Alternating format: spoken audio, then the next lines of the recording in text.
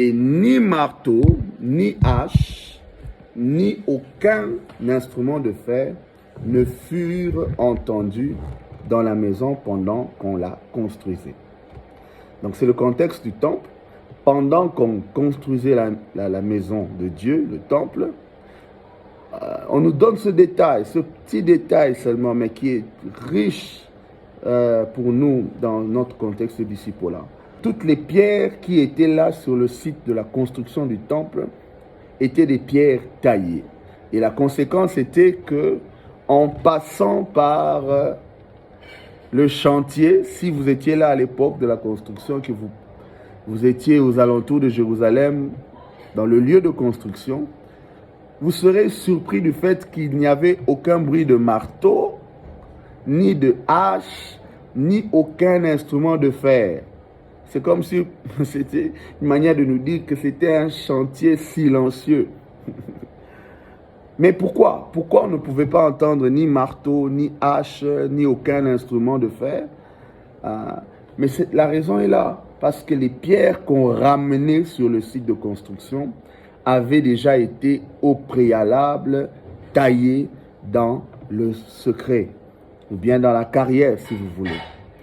Et je vous fais remarquer ceci, homme de Dieu, vous êtes pasteur, responsable dans l'église. Nous vivons dans une époque où la maison de Dieu est en train de renvoyer vers le monde beaucoup de bruit. Il y a trop de bruit dans l'église. Les bruits des divisions, les bruits des scandales, des bruits de la course au pouvoir.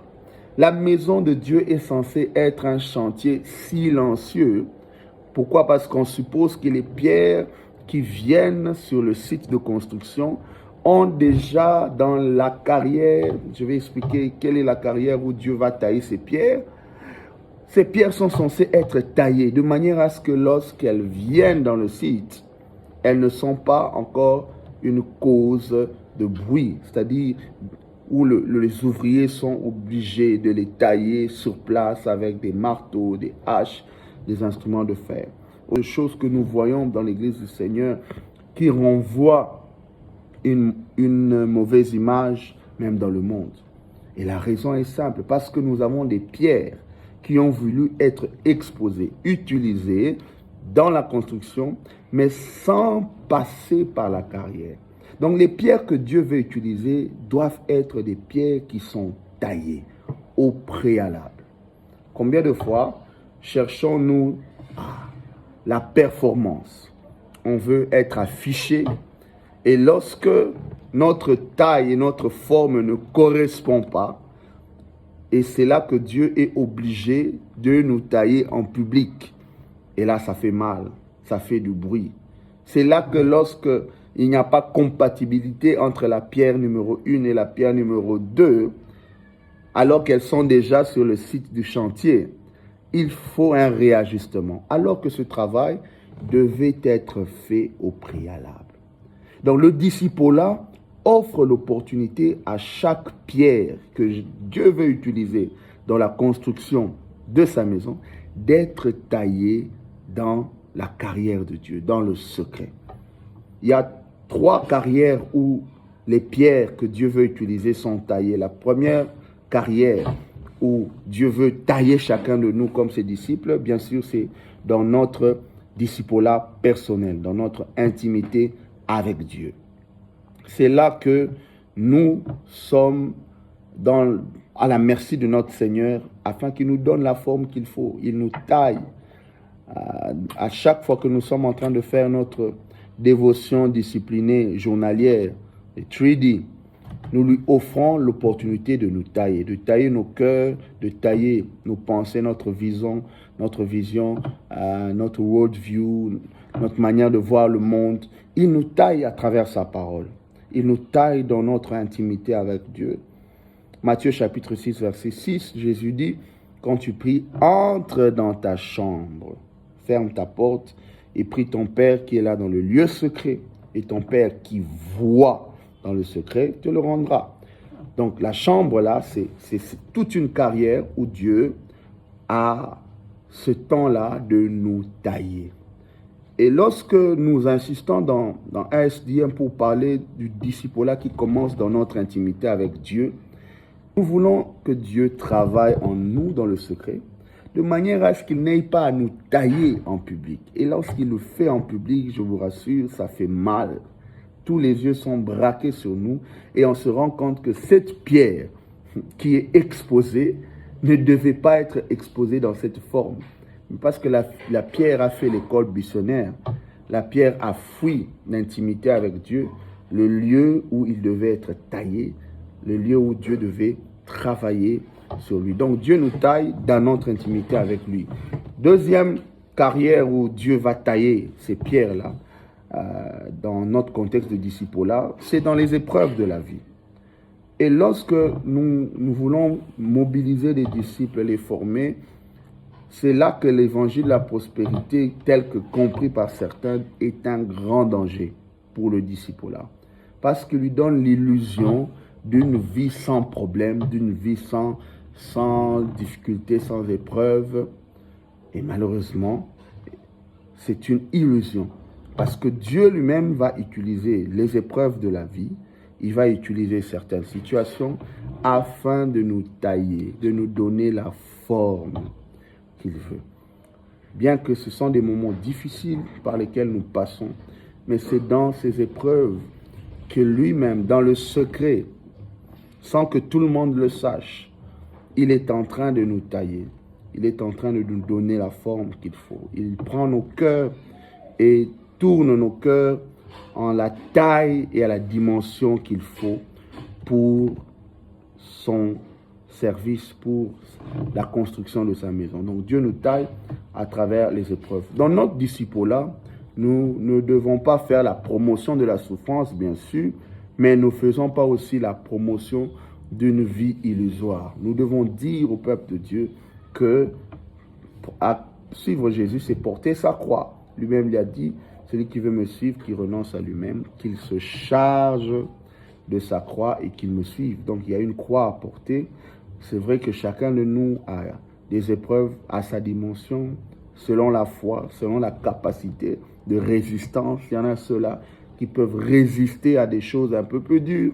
Il y en a d'autres que Dieu ne va pas permettre que l'épreuve atteigne tel ou tel niveau parce qu'il n'a pas la capacité de résistance. Mais Dieu veut que chaque disciple se prépare à passer des fois, comme Pierre le dit, par le feu. Et il y a la référence 1 Pierre chapitre 1, verset 3 à 9. Il dit, afin que l'épreuve de votre foi, plus précieuse que l'or périssable, ait pour résultat la louange, la gloire et l'honneur. Donc les épreuves ne sont pas des punitions, mais des instruments. Ce sont des ciseaux de notre sculpteur, notre Seigneur. Et lorsqu'il nous taille dans ce lieu secret-là des épreuves, lorsqu'il nous taille, c'est là qu'il nous donne la forme qu'il veut. Et le résultat, c'est quoi? C'est qu'il y a une joie ineffable, glorieuse, qui nous prépare à être utilisés par Dieu. Et voilà un peu, c'était la deuxième caractéristique. Les pierres que Dieu veut utiliser sont des pierres qui sont taillées. Donc notre exhortation sur ce point, c'est d'encourager les disciples à accepter d'être taillés en privé pour qu'ils ne soient pas la cause des scandales, la cause des bruits. Comme je l'ai dit, l'église du Congo, je ne sais pas pour vous frères de l'autre côté, mais l'église du Congo, la RDC est remplie de bruit, remplie de bruit. Il est censé être une maison où la construction se fait dans le silence. Mais quelle est la cause de ce bruit? C'est parce qu'il y a ceux-là, ces pierres qui ont refusé d'être taillées en secret et ils sont obligés de subir la taille même en public. Alors je clôture, il me reste 6 minutes. Troisième caractéristique des pierres que Dieu veut utiliser dans le cas du disciple-là, comme je suis en train de cheminer avec vous, c'est que ces pierres doivent s'aligner sur la pierre angulaire, le modèle de Jésus lui-même. C'est une des choses que j'aime avec STM, c'est que dans la manière de parler du disciple-là, on se pose toujours la question, qu'est-ce que Jésus a fait? Comment il a enseigné? Comment il a formé les disciples? Qu'est-ce qu'il a fait? Et lui, il est la pierre angulaire, la pierre de l'angle. La pierre angulaire, c'est à partir de cette pierre que toutes les autres pierres viendront s'aligner. Et vous connaissez qu'à l'époque, il n'y avait pas toute la technologie moderne, c'est-à-dire pour procéder à la construction, mettre des fondations et tout ça, on avait besoin d'une grosse pierre qu'on appelait la pierre de l'angle, et toutes les pierres s'alignaient par rapport à elle. Alors que le monde est en train de nous amener dans un changement et renversement des valeurs, mais dans l'Église et à travers le discipulat, tout doit être coordonné en suivant le modèle de Christ. Donc, chaque pierre doit s'aligner en ayant Christ comme référence. C'est pourquoi dans notre programme de discipulat, même à SDM, notre quête, c'est toujours nous comparer non pas à ce que telle église fait, à tel homme de Dieu, mais à ce que Christ fait. Comment Jésus lui-même a formé ses disciples, comment il a formé ses leaders. Donc, c'est lui la pierre angulaire. Tout l'édifice s'élève en suivant la coordination et le modèle qu'il nous donne. Voilà un peu, frères et sœurs dans le Seigneur, cette petite réflexion que j'avais préparée, partagée avec vous dans le cadre de notre cohorte. Donc Dieu veut bâtir sa maison. C'est lui l'architecte, comme Hébreu est en train de nous dire. Hébreu chapitre 11. C'est lui l'architecte. Donc, il est celui qui veut prendre des pierres, donner la forme afin que chaque pierre soit alignée et utile pour la construction.